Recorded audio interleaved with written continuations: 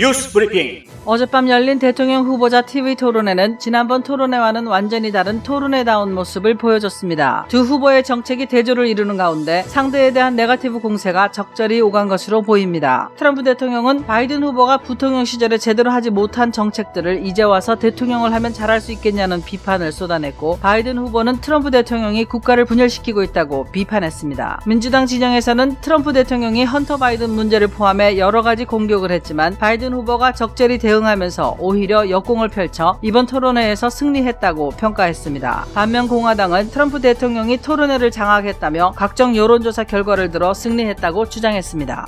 바이든 후보는 어제 토론회에서 자신은 22년간의 세금 보고서를 공개했다며 트럼프 대통령은 왜 자신의 세금 보고서를 공개하지 않느냐고 공격했습니다. 트럼프 대통령은 자신이 $750만 세금을 냈다고들 하는데 실제로는 회계사들이 계산해 추정 세금을 미리 선납한 것만 수백만 달러라는 걸 최근에 알게 됐다고 주장했습니다. 트럼프 대통령은 바이든 후보가 프래킹에 대해 이랬다 저랬다 했다고 지적했는데요. 바이든 후보는 프래킹을 금지하지 않겠다며 자신은 프래킹을 반대한다고 말한 적이 전혀 없다고 말했고, 트럼프가 녹음된 것이 있다고 하자 바이든은 그걸 웹사이트에 올려보라며 목소리를 높였습니다. 트럼프 선거 캠프 측은 바이든의 요청에 따라라는 제목을 붙여 바이든 후보가 프래킹을 반대하고 금지하겠다고 말하는 영상을 유튜브에 올렸습니다.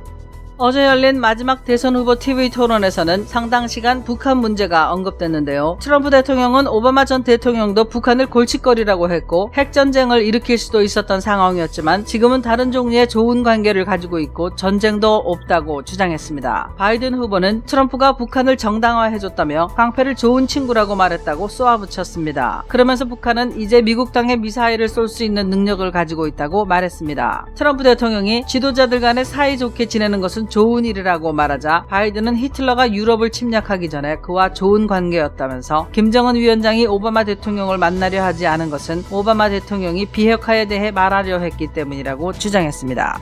낸시 펠로시 하원의장은 어제 경기부양법안과 관련해 백악관과의 협상 타결 가능성이 있음에도 불구하고 이를 입법하는 데 시간이 걸린다며 11월 3일 선거일 이전에 하원에서 법안을 통과시키는 것이 불가하다는 입장을 시사했다고 뉴욕타임즈가 보도했습니다. 펠로시 의장은 협상에 진전이 있었지만 백악관 측은 여전히 학교, 병원, 기업에 대한 책임 보호를 요구하는 반면 주정부와 지방정부 지원 예산을 5천억 달러로 올려달라는 민주당 요구를 거부했다고 밝혔습니다. 경기부양법안 협상이 지지부진한 것과 관련해 어제 대선 토론에서 트럼프 대통령은 펠로시 하원의장이 협상 타결을 원치 않는다고 주장했는데요. 바이든 후보는 공화당 상원의원들이 경기부양법안에 반대하고 있다고 지적했고, 트럼프 대통령은 민주당과 협상이 이루어지면 공화당은 따라올 것이라고 맞대응했습니다.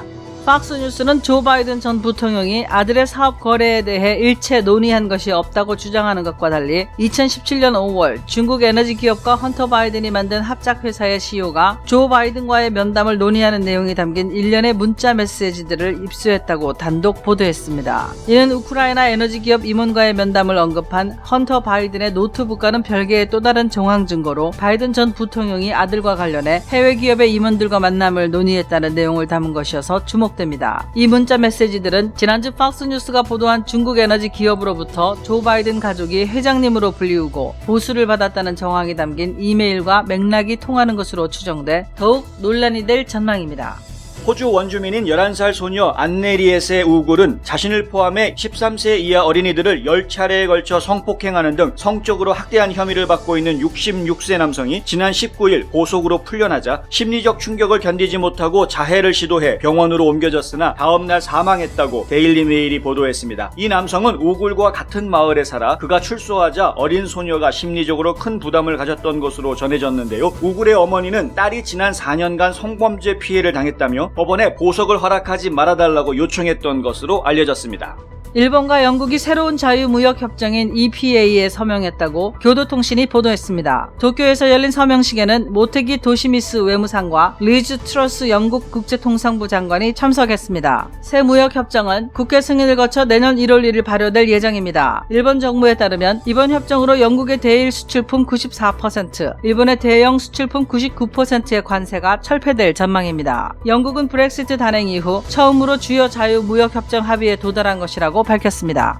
FBI와 국토보안부 산하 사이버보안국은 러시아 정부가 지원하는 해킹 단체가 최근 미국의 수십 개 주정부와 지방정부의 네트워크를 목표로 삼았고 최소 2대의 서버에서 데이터를 훔쳤다고 어제 발표했습니다. 보안당국은 해커들이 투표 집계표를 변경하는 것은 매우 어려울 것이라고 강조했지만 투표 과정을 방해하는 네트워크들에 대한 사이버 공격 등 다른 간섭은 가능할 수 있고 특히 취약한 카운티 정부 네트워크를 통해 침투한 뒤 선거 관련 시스템으로 이전할 수 있다며 관계기관에 어제부로 경보를 발령했습니다. 러시아 해커들이 선거 결과의 정당성을 의심하게 하려고 가짜 콘텐츠나 가짜 웹사이트를 만들 수 있다고도 했는데요. 이는 유권자들을 혼란스럽게 하고 선거 결과에 대해 국민적인 의심을 이끌 수 있어 우려를 낳고 있습니다. 구글이 2025년까지 흑인 인력을 현재 2배로 확대하겠다고 밝히고 애틀란타, 시카고, 뉴욕, 워싱턴 DC 등 4개 도시에서 흑인 1만여 명을 채용할 방침이라고 어제 발표했습니다. 순다르 피차이 구글 CEO는 일단 내년에 1000명을 고용하기 시작할 것이라고 밝혔는데요. 구글뿐 아니라 공급업체 및 협력업체에도 인종 다양성 제고 목표를 실현해 가겠다고 말했습니다. 현재 구글의 전체 직원은 11만 명에 이르는데 그중 흑인은 3.7% 정도이며 이는 2014년에 2.4%였던 것보다 늘어난 것으로 알려졌습니다.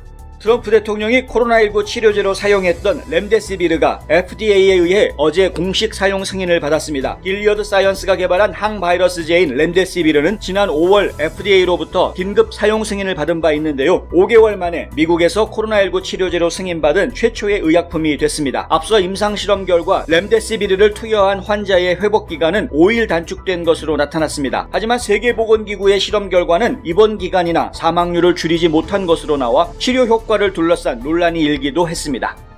경험과 실적이 증명하는 김효지 부동산 전문인. 학자금과 대학 입시 상담은 AGM 인스티튜트.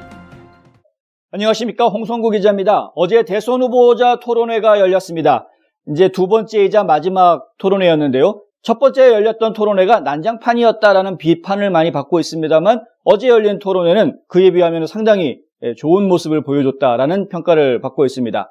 민주당 쪽에서는 바이든 후보가 아주 잘 막아냈다. 무슨 대선에 큰 영향을 줄 만한 그런 이슈가 나오지는 못했다. 이렇게 평가를 했고요. 그리고 트럼프 선거 캠프 쪽에서는 트럼프 대통령이 이 토론회 시종 내내 주도적이었다. 아주 좋은 모습을 보여줬다. 그러면서 또 높은 점수를 평가하는 그런 여론조사 결과들을 여러 개 발표를 했습니다. 어제 있었던 토론회에서 몇 가지 주요 현안들을 좀 정리해 드려야 될 것 같아서 얘기를 좀 하겠습니다. 하나는 돈 얘기가 먼저 나왔었죠. 트럼프 대통령이 세금 문제 얘기가 나왔는데 바이든 후보가 먼저 공격을 했습니다. 22년간 세금 보고서를 다 공개하고 제출했는데 트럼프 대통령은 왜 제시하지 않느냐? 이런 상황이죠. 지금 트럼프 대통령의 개인 세금 보고서 내용은 법원에서 계류되어 있는 상황입니다. 지금 외부에 공개가 금지되어 있는 상태이고요. 지금 IRS에서 감사를 하고 있는 중이기 때문에 이제 그렇다라고 되어 있는 상태입니다. 그런데 뉴욕타임즈에서 특종 기사를 냈었죠. 그래서 트럼프 대통령이 불과 $750밖에 개인 소득을 신고하지 않았다. 너무 적은 돈, $750 세금 신고라는 거는 이건 뭐 일반 국민들 중에서도 좀 많이 어렵게 사는 국민들이나 할 법한 그런 세금 신고 내역인데 이거 너무했다. 이제 이렇게 되는 거였죠. 세금을 $750밖에 안 냈다고 하니까. 그런데 트럼프 대통령이 어제 새로운 이야기를 했습니다. 뭐냐면은 이 회계사들이 미리 세금이 얼만큼 나올 것이다라고 미리 추정해서 선불로 결제를 했다라는 겁니다. 사실은 뭐 그런 경우들이 지금 자주 있습니다. 그렇게 했다가 나중에 너무 많은 세금을 냈다라는 계산이 나오면은 이제 되돌려 받는 그게 리턴이 되는 것이죠. 근데 어쨌든 그렇게 해서 낸 것이 수백만 달러를 냈다라는 이야기입니다. 어제 트럼프 대통령이 얘기하기 그 $750는 파일링 피였다 뭐 이렇게 이야기하는 것으로 봐서 그러니까 세금 낼 거에 대해서는 이미 다 그 전에 지불을 했다는 것으로 그렇게 이야기한 것인데요. 이 부분을 트럼프 대통령이 모르고 있다가 이제 최근에 알게 됐다라는 이야기를 했습니다. 이 돈 얘기가 나오게 되면 또 이제 민감해지는 부분이 헌터 바이든 얘기가 안 나올 수가 없죠. 그 중국 쪽, 그 다음에 그 우크라이나 쪽 해가지고 에너지 기업들로부터 해서 영향력을 행사해주는 대신에 임원 대접을 받고 지분을 받고 그리고 또 돈을 받았다. 이런 이제 지금 의혹이 제기되어 있는 상태 아닙니까? 그런데 지금 폭스뉴스에서 계속해서 또 새로운 이야기들을 꺼내고 있죠. 그러니까 우크라이나 쪽 회사뿐만이 아니라 중국의 에너지 기업과 관련해서도 이런 비슷한 미팅을 가졌고 그리고 거기에 뭔가 이야기가 오고 간 것들이 있다. 이런 여러 가지 지금 증거들, 정황 증거들과 그다음에 증언들이 지금 나오고 있는 그런 상황입니다. 그리고 바이든 후보 입장에서는 이 부분들을 지금 피해가기가 쉽지 않을 것 같은데요. 어제 토론회에서 바이든 후보는 아주 딱 잘라서 이야기합니다. 절대 그런 일 없고 한 번도 그런 것 한 적이 없다. 잘못한 게 하나도 없다. 이렇게 이야기했고요. 그러면서 이제 트럼프 대통령은 그러면 중국에 기업이 있지 않았느냐? 중국에서 또 사업하고 중국에다가는 세금 더 많이 내지 않았느냐? 또 세금 얘기를 이제 꺼낸 거죠. 근데 트럼프 대통령이 한 이야기는 뭐냐면 그 중국에 있던 회사 그리고 세금 냈던 거는 2015년에 이미 다 그 회사 문 닫았다는 겁니다. 그 회사를 폐지했다는 거죠. 왜? 미국의 대통령으로 출마하기 위해서 2015년에 대통령 출마하기 전 해에 이미 다 그 회사를 문 닫았고 그렇게 했는데 그러면서 또 바이든 후보를 공격을 하죠. 바이든 후보는 부통령이던 시절에 거래를 한 거 아니냐. 우크라이나나 중국 기업들하고 직접 거래를 하고 이 한 나라의 부통령이라는 사람이 해외에 있는 민간 기업들의 임원이 돼 있던 것 아니었느냐. 이제 이런 공격을 한 것입니다. 이게 서로 간에 그런 공방전이 계속 오고 갔는데 이 얘기가 끝까지 진행이 안 됐죠. 사회자가 너무 진행을 잘하셔가지고 중간에 시간 됐다고 딱 끊어서 다음 주제로 넘어갔습니다. 진행은 잘하셨는데 상당히 궁금증은 지금 커져 있는 그런 상황인 것 같고요. 그리고 또 이제 저희가 주목할 부분이 역시 북한 이야기가 나왔는데 이 북한 이야기가 생각보다 길게 이야기가 됐습니다. 트럼프 대통령 같은 경우에는 처음에 대통령 취임하자마자 오바마 전 대통령과 이야기를 할 때 북한 정말 골칫거리다. 참 어떻게 될지 모르겠다. 이제 이런 이야기를 들었다는 것이었고 그 당시 상황으로서는 북한하고 언제든 전쟁을 일으킬 수도 있는 그런 상황이었다라는 겁니다. 저희도 잘 기억하고 있죠. 평창 올림픽이 열리기 전에는 진짜 북한 한반도에서 전쟁이 일어나는 것 아니냐, 이 전운이 감돈다라는 이야기가 굉장히 많이 나와 있던 상황이었습니다. 그러다가 갑자기 평창 올림픽에 북한이 참석하면서 그러면서 갑자기 이제 분위기가 바뀌긴 했습니다만 어쨌든 간에 이 트럼프 대통령은 자신이 집권을 하면서 그렇게 전쟁 직전까지 가 있던 북한과의 관계를 지금은 굉장히 부드럽게 만들어 놓았다. 아주 다른 종류의 좋은 관계를 맺고 있다라는 이야기 표현을 했는데요. 트럼프 대통령이 취임한 이후로는 탑다운 방식으로 해서 그냥 바로 김정은 위원장과 만나겠다 해가지고 미국 대통령으로서는 처음으로 북한 수뇌부와 현직 대통령이 만남을 가졌고 그리고 잠깐이긴 하지만 북한 땅에 발을 디디는 그런 모습까지도 보여줬었죠. 근데 민주당 입장에서는 사실 이건 너무 쇼다. 그냥 정치적인 쇼에 끝나는 것이지 실질적으로 된 게 뭐가 있느냐. 오히려 그 사이에 북한은 미사일을 개발을 해서 지금 핵미사일을 미국 본토 안까지 쏠 수 있게끔 다 개발을 다 끝내놓은 것 아니냐. 이제 이렇게 또 쏘아붙인 겁니다. 거기에 대해서 트럼프 대통령은 이 정상들 간의 좋은 관계를 유지하는 것은 이건 좋은 일이다. 이렇게 항변을 했고요. 바이든 후보는 이런 이야기를 하죠. 그건 떡이다. 김정은 위원장을 들어서 한 이야기입니다. 북한 전체를 싸잡아서 한 이야기인데 떡, 그러니까 그냥 불량배라는 이야기입니다. 불량배, 깡패. 이 깡패인데 이 깡패들하고 친구라고 이야기하는 게 이게 자랑할 일이냐 이거죠. 그러면서 나온 이야기가 뭐냐면 히틀러 얘기까지 나왔습니다. 이 김정은 위원장을 히틀러에 비유한 셈인데 히틀러도 세계대전을 벌이기 전에는 미국하고 관계가 좋았다 이거죠. 그랬는데 세계대전 벌렸다는 겁니다. 전쟁을 벌렸다는 거죠. 그러니까 지금 트럼프 대통령과 김정은 위원장이 관계가 좋다라고 하는데 그게 다가 아니다라는 이야기를 한 것이죠. 사실 이 부분은 좀 너무 많이 나간 것 아닌가. 이제 저희 한국인 입장에서 생각하면은 좀 거슬리는 부분이기는 합니다. 왜냐하면 그런 김정은이 핵을 개발한 것이 과연 침략 전쟁을 위해서 핵을 개발한 것인가? 이 부분 저희가 좀 얘기를 다시 생각해 봐야 되는 부분이기도 하고요. 그리고 또 김정은이 히틀러처럼 어떤 세계 정복의 꿈을 가지고 있는 파시스트인가? 이 부분도 한번 좀 생각해 봐야 되는 부분이거든요. 그러니까 지금 북한을 갖다가 히틀러에 갖다 붙여서 이야기하는 것이 과연 옳은지는 저희는 좀 기분이 좋지는 않은데 그런데 바이든 후보가 이런 말을 했죠. 북한이 핵을 축소하면 김정은을 만날 수 있다. 이런 말을 해서 한국에서는 그 이야기들이 막 대문짝만하게 기사들로 나갔습니다. 그런데 이거 참 뭐라고 제가 말씀드릴지 모르겠습니다만 북한이 핵을 축소하거나 핵을 포기할 이유가 없다라는 거는 삼척동자도 다 아는 이야기 아닙니까? 그러니까 북한이 핵을 축소할 이유가 없는데 핵을 축소하면 만나주겠다? 김정은 위원장이 바이든 대통령이 됐다고 칩시다. 김정은 위원장이 미국 대통령 만나기 위해서 핵을 축소하겠다라고 말할 사람이냐? 이거 북한을 몰라도 너무 모르고 한 소리라는 이야기죠. 예, 북한은 절대 핵을 포기하지 않습니다. 포기할 수가 없습니다. 그러면 지금 핵을 포기하면은 핵을 축소하면 그러면은 만나주겠다. 이 말 자체가 만나지 않겠다라는 말하고 똑같은 이야기죠. 만나서 해법을 찾자가 아니라 해법이 찾아지면 만나자. 이거는 좀 잘못된 표현 아닌가 싶습니다. 그리고 이 김정은 위원장은 북한에서는 국가 존엄이라고 부르는 백두혈통입니다. 근데 국가 존엄이라고 부르는 사람을 갖다가 떡그, 불량배, 깡패 이렇게 표현을 해놓고 나중에 만나러 가겠다라고 얘기할 수 있느냐? 이것도 한번 생각해 봐야 할 문제입니다. 한 곳에서 시작되는 안정된 미래, 선우앤 선우 종합보험. 30년 손맛, 케이터링의 명가 참사랑. 예, 어제 토론회에서 제가 관심을 가졌던 또 하나의 부분은 뭐냐면은요, 기후변화의 내용이었는데, 이 기후변화 내용을 이야기하면서 에너지 문제로 넘어갔습니다. 그러면서 이야기가 됐던 것이 프래킹에 대한 이야기입니다. 이 프래킹에 대한 것은 여러분들도 좀 기억을 해 두시는 필요가 있을 것 같은데요. 뭐냐 하면은, 셰일가스, 셰일 석유에 관련된 이야기입니다.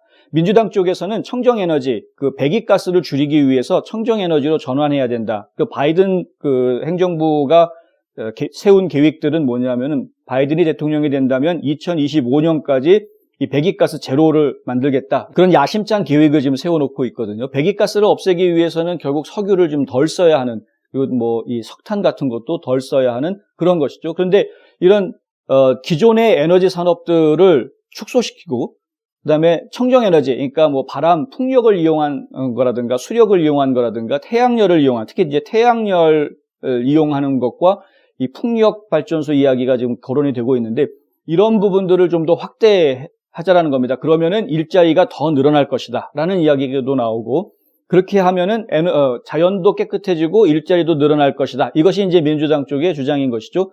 근데 공화당 측에서는 그렇지 않다라고 이야기합니다. 왜냐하면 풍력발전소 같은 경우에는 그 자체가 생태계를 교란시키는 문제가 있을 수 있다. 그런 것들이 보고된 사례들이 있다. 이야기하는 것이죠. 그리고 또 지금의 석유 산업은 이렇게 축소시켜야 될 문제가 아니다. 너무나 풍요롭다는 것이죠. 미국 역사상 처음으로 지금 에너지 독립을 하고 있는 상황인데 이런 상황에서 굳이 아직도 많이 생산할 수 있는 그런 셰일가스나 셰일 석유들을 갖다 포기할 이유가 없다라는 겁니다.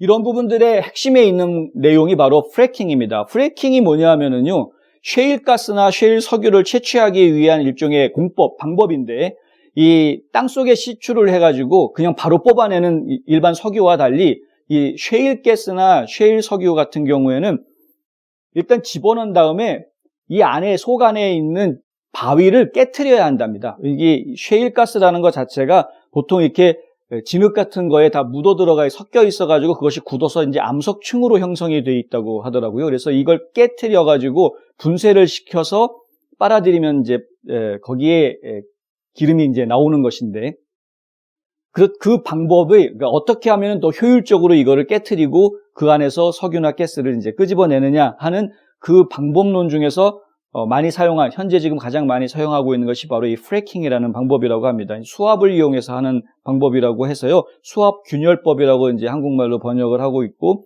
근데 이 프래킹이 지하수를 오염시킨다라는 보고들이 지금 있습니다. 그 부분에 대해서 지금 자연 파괴다 해가지고 말들이 많은 것이죠. 실제로 프래킹 때문에 이 건강을 버리고 이상하게 암이 발생하는 지역이 생기고 이런 논란들이 좀 있습니다. 근데 그 부분이 문제가 된 것이죠. 그래서 민주당 쪽에서는 이 프래킹을 금지하겠다, 못하게 하겠다 이런 말이 나왔었던 것인데 그런데 프래킹을 금지하지 않겠다라고 말이 바뀐 겁니다. 바이든 후보 쪽에서요.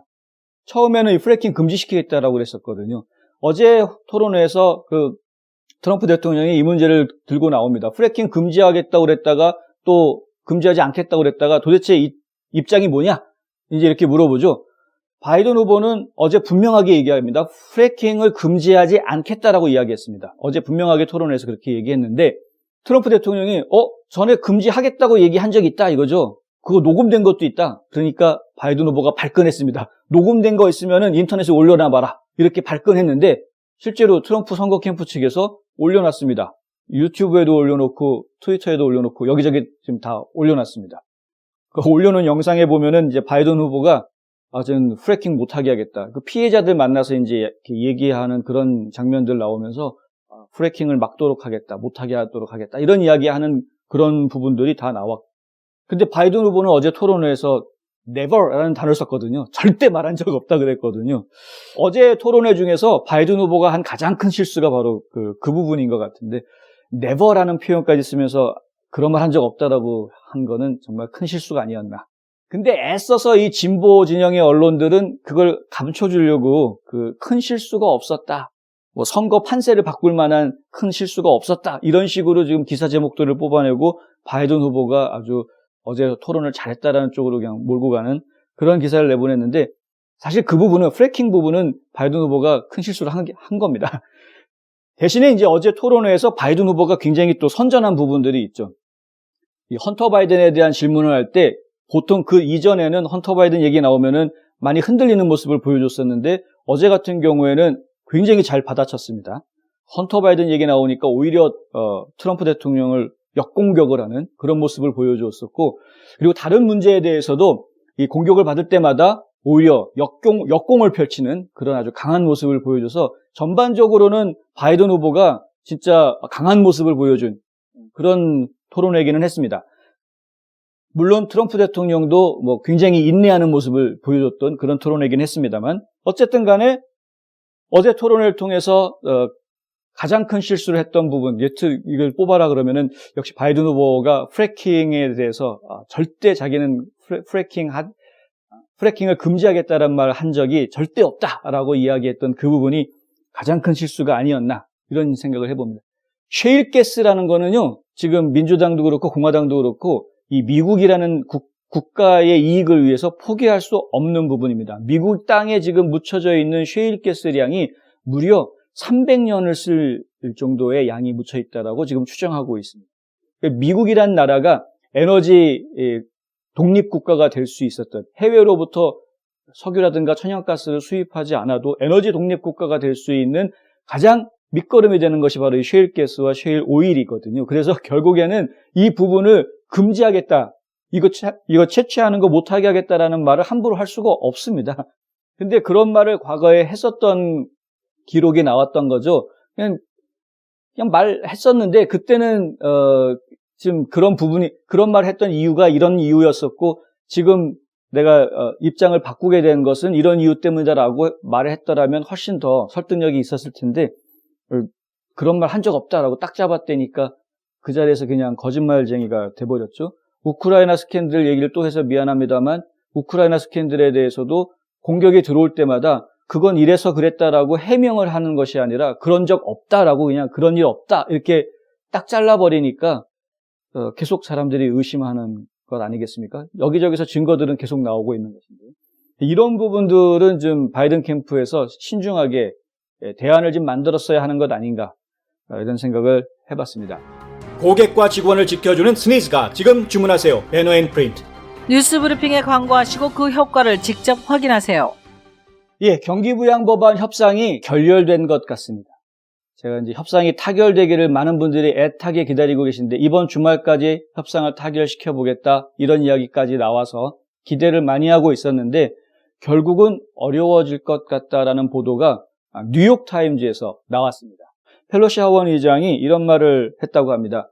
협상이 이루어진다고 하더라도 하원에서 그거를 법을 만들어가지고 입법을 하려면 시간이 걸리기 때문에 선거일 전에는 법안 통과가 좀 어려울 것 같다. 이렇게 이야기했다는 것입니다.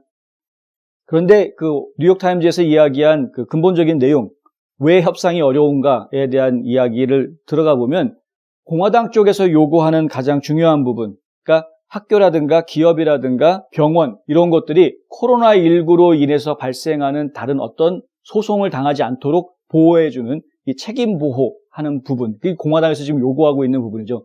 코로나19로 인해서 벌어진 일들로는 소송을 걸지 못하도록 하자라는 것인데 그런데 민주당에서는 이걸 지금 받아들이기가 상당히 어려운 부분이거든요. 왜냐하면 코로나19라는 이유 이걸 아무데나 그냥 막 갖다 붙여가지고 그건 코로나19 상황이었기 때문에 어쩔 수 없었다 이런 식으로 다 덮어버리면 오만 가지 불합리한, 불공정한 일들이 많이 벌어질 수 있기 때문에 민주당에서는 그 공화당의 그런 그 책임 보호하는 요구사항을 받아주기가 어려운 그런 입장인 것이죠. 이게 지금 하나의 걸림돌로 남아있다는 것이고, 또 하나 이야기가 되고 있는 것이 주정부와 지방정부에 대한 지원금, 이거 아직까지도 계속 이야기하고 있는 것입니다. 민주당 쪽에서는 처음에 9,150억 달러를 이야기했다가 지금 5천억 달러로 줄여놓은 상태죠. 5천억 달러만 그러면 내라. 그런데 공화당 쪽에서는 그 부분은 제로로 생각하고 있다가 지금 백악관에서 처음에 2,500억 그럼 쓰자. 그 이후에 좀 더 협상이 진행이 되면서 그럼 3천억까지 지원하겠다. 이렇게까지 얘기가 나와 있는 상태죠. 그런데 민주당에서는 5천억을 지금 계속 고집하고 있는 겁니다. 이게 지금 펠로시 하원 의장이 하는 이야기가 5천억까지 올려달라고 이야기하는 거는 지금 백악관 쪽에서 받아주질 않고, 그러면서 책임 보호에 대한 그 부분은 이 법안에다가 넣기를 원하고 있고, 이 부분이 지금 풀리질 않고 있다는 것이죠. 어제 대선 토론회에서도 이야기가 나왔는데요. 이게 왜 협상이 지금 되지 않느냐라는 질문을 내놓았을 때 트럼프 대통령은 펠로시 하원 의장이 반대하기 때문에, 거부하고 있기 때문에 지금 협상이 안 되고 있는 거다. 이렇게 딱 잘라서 이야기를 했고요. 바이든 후보 측에서는 그게 아니라 공화당 측에서 지금 제대로 협상에 제대로 요구를 응해주지 않기 때문이다. 민주당 쪽에서 이만큼 요구하는 것이 있었는데 숫자들은 지금 사실 좀 검증이 필요합니다만 어쨌든 민주당에서는 이만큼을 요구했는데 근데 공화당 측에서는 너무 적은 액수로 대응을 하고 있기 때문에 이게 진행이 안 되고 있는 것 아니냐. 그래서 결국은 그 적은 돈 가지고 할 수 있는 게 뭐가 있느냐. 결국에 우리 소방관들, 경찰관들, 그리고 이제 구급대원들 이런 분들을 결국은 지금 인력을 줄일 수밖에 없는, 그 지방정부의 예산이 모자라서 인력을 줄일 수밖에 없는 그런 상황으로 지금 가고 있는 것 아니냐. 이런 이야기를 한 것이고요. 트럼프 대통령은 거기에 대해서 말도 안 되는 소리다. 민주당이 이끌고 있는 지역에서 발생하는 문제들이 더 크다.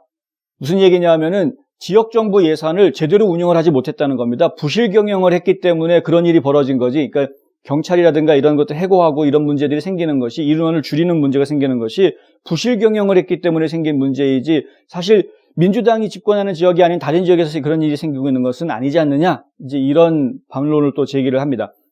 어제는 하여간 어제 얘기하려는 게 아니라, 제가 지금 토론회 얘기를 제가 지금 하려는 게 아니라 경기부양 법안에 대해서 지금 얘기를 다시 해야 되는데, 경기부양 법안은 그래서 결론적으로는 지금 선거일 전에는 통과되기가 어려운, 법안이 만들어지기가 어려운 그런 상황이 된 것이고요.